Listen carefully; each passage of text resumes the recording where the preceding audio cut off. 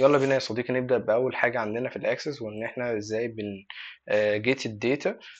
فأول حاجة بنروح على external data. إحنا زي ما قلنا التيبلز دي إحنا مش هندخلها بإيدينا. external data new data source from file excel، وبنروح دايسين على اكسل بيظهر لي بوب اب كده، يا اما بتimport يا اما بتلينك. فانت لو هنفترض ان احنا هنimport فبنقول لك من براوز، بتدوس على براوز، بتظهر لك الداتا اللي انت عايز تختارها. بعد كده بتروح دايس اوكي عليها وبتدوس ايه، اوكي. اول حاجه بيقول لك ان هو ايه التيبل بتاعك بيحتوي على الهيدرز، فبتقول له اه تمام يس، او شوف انت. بعد كده هنا بيحددك الداتا تايب بتاعه الكولمز بتاعتك. فانا بالنسبه لي تمام، مش مهتم قوي بالجزئيه دي دلوقتي.